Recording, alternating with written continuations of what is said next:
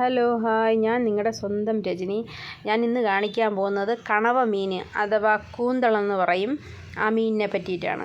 ഇതാണ് കണവ മീൻ. ഞങ്ങളുടെ നാട്ടിൽ കണവയെന്നാണ് പറയുന്നത്, ഇവിടെ എന്താണെന്നറിയില്ല. ഇതൊന്ന് ക്ലീൻ ചെയ്യണം. ഇവിടെ ഞാൻ കാണിച്ചു തരാം എങ്ങനെയാണെന്ന്. ഇതാദ്യം ഇങ്ങനെ എടുത്തിട്ട് തല ഇങ്ങനെ വലിച്ചെടുക്കണം. വലിച്ചെടുക്കുമ്പോൾ അതിൻ്റെ ഉള്ളിൽ പേന പോലത്തൊരു സാധനം കാണും, നീളമുള്ള.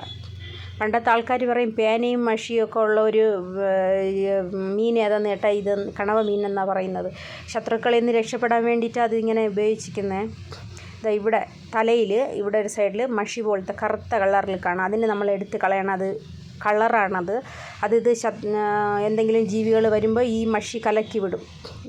അതുകൊണ്ടാണ് ഇതിങ്ങനെ ഇരിക്കുന്നത്. ഇത് നമ്മൾ വെള്ളത്തിൽ കലങ്ങി പോകും. അതുകൊണ്ട് ഇത് ആദ്യം ക്ലീൻ ചെയ്യുക.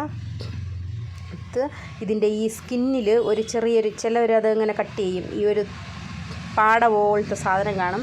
ഇതിനെയും കൂടെ വലിച്ചെടുക്കണം. അത് ഇരുന്നാലും കുഴപ്പമൊന്നുമില്ല, നല്ലതാണ് അത്. ഞാൻ പിന്നെ ഇതെല്ലാം ഒന്ന് വൃത്തിയാക്കി എടുക്കും. അപ്പോൾ നല്ല വെള്ള കളറിൽ കിട്ടും. നല്ലവണ്ണം ഒന്ന് എടുത്ത് ക്ലീൻ ചെയ്തതിന് ശേഷം കട്ട് ചെയ്തെടുക്കുക, ചെറിയ ചെറിയ പീസായിട്ട്. കഴുകിയതിന് ശേഷം മാത്രമേ കട്ട് ചെയ്യാവൂ കണവ മീൻ. ഇല്ലെങ്കിൽ അതിൻ്റെ അകത്തുള്ളൊരു മജ്ജയൊക്കെ അത് വേസ്റ്റായി പോവും. അതുകൊണ്ടാണ് കഴുകിയതിന് ശേഷം പിന്നെ കട്ട് ചെയ്യുന്നത്.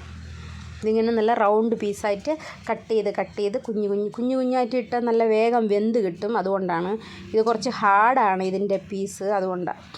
പിന്നെ ഞാൻ എടുത്തത് കുറച്ച് മല്ലിപ്പൊടിയും മുളക് പൊടിയും കൂടെ നല്ല ചൂടാക്കും.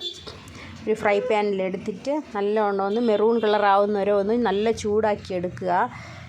മല്ലിപ്പൊടി മുളക് പൊടിയും ചൂടാക്കിയിട്ട് വറുത്തിട്ട് മീൻ വയ്ക്കുന്നത് അതൊരു ടേസ്റ്റുമാണ്, വേഗം ചീത്തായി പോകത്തുമില്ല. അതുകൊണ്ടാണ് ഇങ്ങനൊരു രീതിയിൽ വയ്ക്കുന്നത്. ഇതിൽ കൂടെ കുറച്ച് ഐറ്റം നല്ല മെറൂണായി വന്നിട്ടുണ്ട്.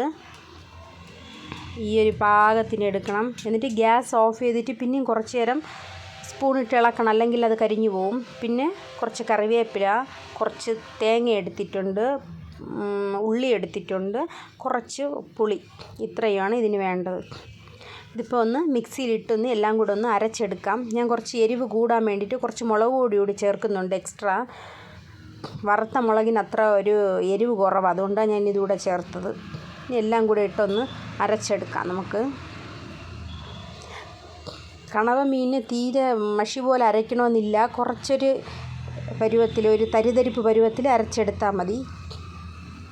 ഇത് തോരൻ വയ്ക്കാനും നല്ലതാണ്. ഈ മീൻ നല്ല ടേസ്റ്റാണ് തോരൻ വയ്ക്കുന്നത്. അത് ഞാൻ ഇനി ഒരു പ്രാവശ്യം നിങ്ങൾക്ക് കാണിച്ചു തരാം തോരൻ വയ്ക്കുന്നത് എങ്ങനെയാണെന്ന്. ഇതിപ്പോൾ ഞാൻ എല്ലാം ഒന്ന് കലക്കി ഒഴിച്ചിട്ടുണ്ട്. അടുത്ത് പുളി കുറച്ച് ഒഴിക്കുക. പിന്നെ കുറച്ച് ഉപ്പിടണം, പാകത്തിന് ഉപ്പെല്ലാം കുറച്ചിട്ടിട്ട് തിളച്ച് കഴിഞ്ഞിട്ട് പിന്നെ വേണമെങ്കിലും ഇടാം, പാകത്തിനനുസരിച്ചിട്ട്. ഇപ്പം കുറച്ച് ഉപ്പിട്ടു. അടുത്തൊന്ന് നല്ലവണ്ണം ഒന്ന് കലക്കി വെക്കണം. ഇതിൽ ഞാൻ ടൊമാറ്റോയും മുരിങ്ങയ്ക്ക് ഇതൊന്നും ചേർക്കത്തില്ല കണവ മീനിന്. അയല മീനോ കാരമീനോ ഒക്കെ ആണെങ്കിൽ അത് ചേർക്കാം. ഇതിൽ കുറച്ച് കറിവേപ്പില മാത്രം ഇട്ടിട്ട് ഒന്ന് വേവിക്കുക. പിന്നെ ഇതിലിടേണ്ടത് ഒരു ഐറ്റം കൂടെ ഉണ്ട്, ഇത് ഉലുവ കൂടെ ചേർക്കണമുണ്ട്. ഉലുവ വറുത്ത് ഞാൻ വച്ചിട്ടുണ്ട്, അതിനെ ഒന്ന് പൊടിച്ചാൽ ഇടുന്നത്. അത് ഞാൻ കാണിക്കാം എങ്ങനെയാണെന്ന്. ഉലുവ ഞാൻ ഒന്ന് ചതച്ച് വെച്ചിട്ടുണ്ട്. അതുകൂടെ ഒന്ന് ഒരുപാട് അരച്ച് കഴിഞ്ഞാൽ ഇതിനൊരു വേറൊരു ടേസ്റ്റാണ് വരുന്നത്, ചുവയ്ക്കുന്നൊരു ടേസ്റ്റ് വരും. അതുകൊണ്ട് ഉലുവ ഞാനൊന്ന് വറുത്തിട്ട് പൊടിച്ചാൽ ഇടുന്നത് ഇതിലോട്ട്. ഇതും കൂടെ ഇട്ട് നല്ലവണ്ണം ഒന്ന് തിളച്ച് കുറുകി വരട്ടെ. അതുവരെ വെയിറ്റ് ചെയ്യാം. നല്ല ഒരു പാകത്തിനൊക്കെ വരുന്നുണ്ട്. അതായത് കണവ മീൻ ഇതാണ്. നല്ല കറുത്ത കളറിലായി, മെറൂൺ കളറിലായിട്ടുണ്ട്. നല്ല കുറുകിയ ഒരു ടൈപ്പിലായിട്ടുണ്ട്. ഈ മീൻ കറി ഇഷ്ടമായെങ്കിൽ നിങ്ങൾക്ക് എനിക്ക് ഷെയർ ചെയ്യണം, ലൈക്ക് ചെയ്യണം, സബ്സ്ക്രൈബ് ചെയ്യണം. Thank you.